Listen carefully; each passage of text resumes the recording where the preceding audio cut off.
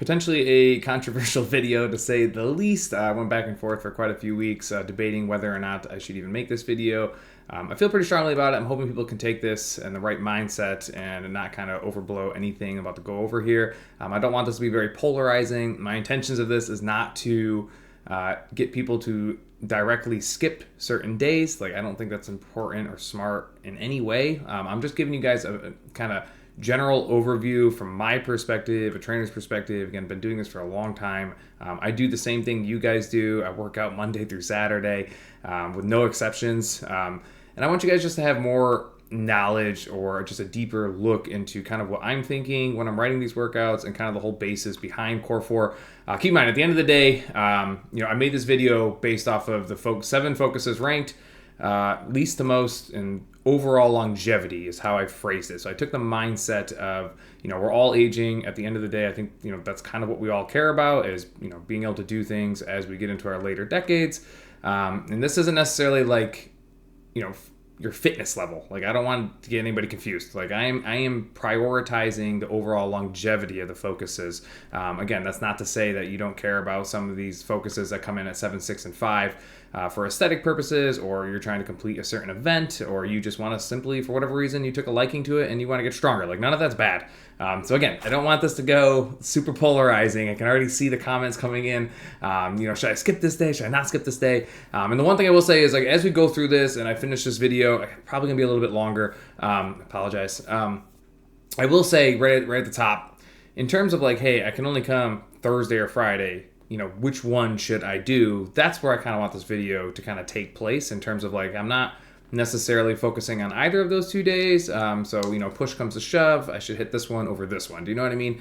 If you're traveling, if you're on vacation, if you're doing, that kind of stuff, or you're out of the gym for whatever reason, like, that's where I want this video to kind of help you guys. Again, to be very clear, not to start intentionally skipping certain days. Okay. So 7 focuses ranked. Here we go. Let's. I can't wait for the feedback on this one. Chest.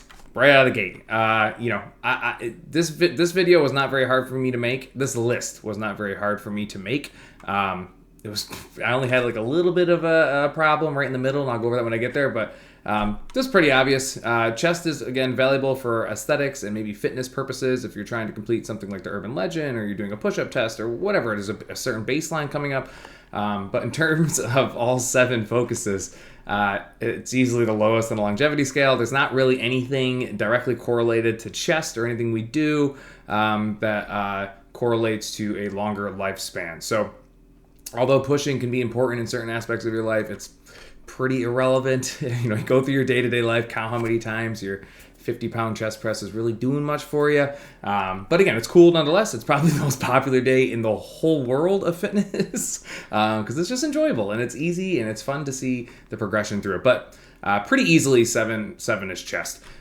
Number 6, arms. This one was slotted in pretty easily at 6 as well. Wasn't much of an argument here. I think arms comes in above chest because the one big one right here, helpful for grip strength and accessory power.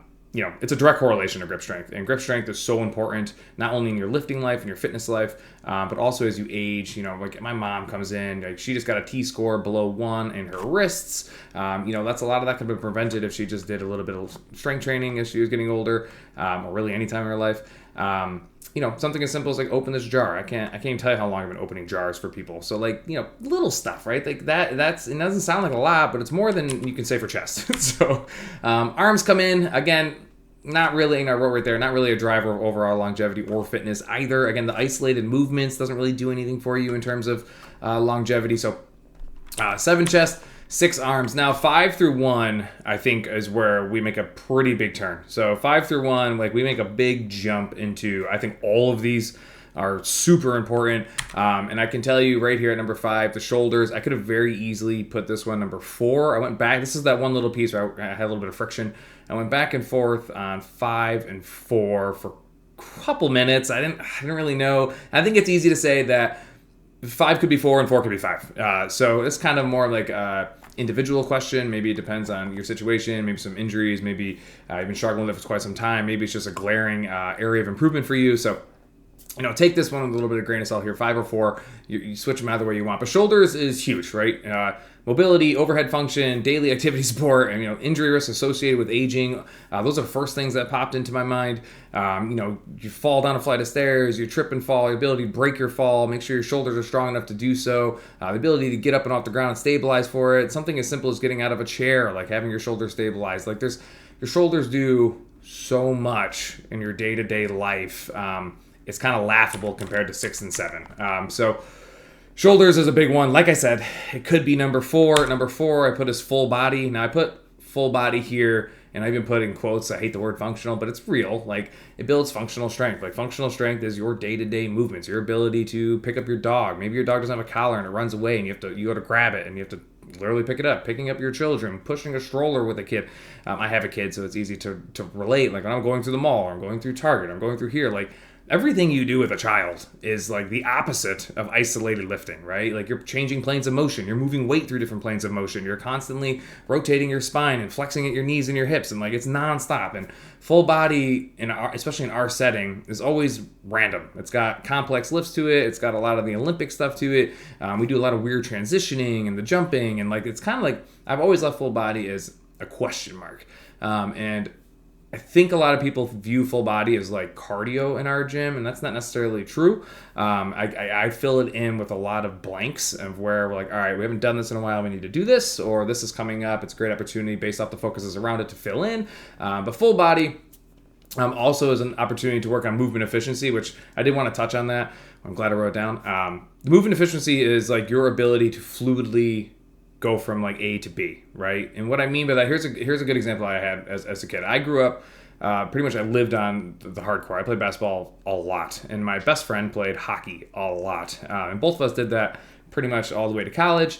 And it was funny because anytime he would come off the ice or I'd come off the basketball court, and we did a lot of outdoor activity, basically lived outside, the running joke was that hockey players just move in squares. Like, as soon as you take them off the ice, they're out of their element. They don't know how to function off the ice. Whereas basketball players were like agile and quick and can pivot and change directions in the grass, on the dirt, jump over this fence, jump onto this tree, climb the tree, right? Like, it was more fluent for people that had their feet on the ground all the time than it was for the people that were on the ice all the time. That's not a shot at hockey, to be clear. It was just it seemingly rang true when you hung out with a bunch of people that spent a lot of time on the ice relative to the people that spent a lot of time with their feet planted on the ground. So full body functionality strength is, you want to get used with movements of your day-to-day life, like all the things I just mentioned, and full body does that really, really well. So that comes in at number 4. Number 3 and 2 and 1, I think, are another kind of jump up here. I think 4 and 5 are hyper important, but 3, 2, and 1 are, we'll call it like mega important, right? These 3 are ones that I would never stray away from. Number 3 is back. I think that one kind of speaks for itself, right? Like, everybody sees the posture, shoulders rounding forward, your chin and your head are protruding forward, your inability to kind of hold or open anything because your rotator cuffs are so weak and underdeveloped, spinal issues out the wazoo, T-scores and, osteopenia coming in your spine, people getting spinal surgeries, fusions, all sorts of crazy stuff, things that could have been prevented a lot of times, outside of like a catastrophic accident, of course, if we had just done some level of muscle development and spinal health stuff for a couple of decades leading up into our older age. So, this one I think is pretty easy. Hopefully everybody can kind of see why this one is so important. You just got to learn. I think this one might be one of the harder ones, learning how to engage and control your trunk and building the appropriate muscles that align your spine and obviously all the way around it. Number 2 is cardio. I know a lot of people don't want to hear that. It just is. Like, I've said that. I think I pulled a whiteboard out a couple of weeks ago in class. And cardio, the best saying I heard from my teacher so long ago at this point, was cardio is kind of like a direct correspondent to your lifespan, whereas muscle building is a direct correspondent to your life's quality. So you need both of them in order to live a really happy older life in terms of physical fitness, and being too lopsided one way or the other, you're really going to lack the opposite one. So either quality, length, put them both together, it's a win. In our setting, cardio, we do a lot. Like, I always make sure always as strong. But the majority of the time, I try really, really hard to make sure we get a piece of conditioning in there. Not necessarily like endurance related or aerobic endurance side, but usually getting your heart rate elevated, pushing your guys' thresholds and capabilities, or at least giving you the opportunity to make those decisions. Because again, I find it so important that you do that most days of the week. Now, you don't have to do it every single day. Like there are days where we just have strict lifting, but I'll normally even put like an option in there for people to get their heart rates up, elevate, get their blood flowing, and kind of test themselves. Because again, maybe you missed a day before or 2 days before, who knows? But in group fitness, a little bit different. But cardio, I think, is often overlooked. A lot of people have told me over the years, like, hey, if I want to do cardio, I'll just go run 3 miles. Like, okay, great. I find it, one, unlikely that everybody always does that. A lot of you guys are, we have lots of conversations over the years. So one, you have to go actually do that. And then two, it's pretty unlikely that the intensity is matched on your own on an individual level as it would be within the group. And the workouts we write, that we program, the point is to elevate your intensity and elevate your intensity over a longer period of time, which again is just more powerful than going on a casual 3-mile run, under the assumption that's even what you're doing. So again, like I said, direct correspondent to overall lifespan. And then number one, I think, is pretty self-explanatory. A lot of people love this and a lot of people hate this, but leg day. Leg day this was an easy number one for me. I didn't blink on this one. Very similar to, like, I did not blink on chest. I do not blink on legs. Like, just never miss leg day. Like, always do leg day. Leg day is the foundation of your house. Everybody knows, like, a strong foundation is a strong house. If you have a weak foundation, it is going to lead to a lot of, muscle imbalances and weaknesses in the rest of your body, and you want your kinetic chain to start off with a very strong foundation. And again, your feet are planted right on the ground. Everybody walks, everybody stands, everybody jumps, everybody avoids things, everybody steps and climbs and descends. Like, everybody does all that stems from your legs. So it's the foundation of your strength, the mobility, the balance, and then of course the bone density, which is kind of like my big thing since I've been in training, is trying to find ways to get people to be aware of this sooner rather than later. And again, learning to not only perform all these movements that are on leg day, but ultimately getting comfortable enough with them to start progressing your weight and really overloading to make yourself as strong as physically possible. So again, don't take any of this out of context. I don't want you guys just immediately skipping. I know people are never going to miss chest day, but more knowledge, the better. And I hope this has helped you guys at least a little bit.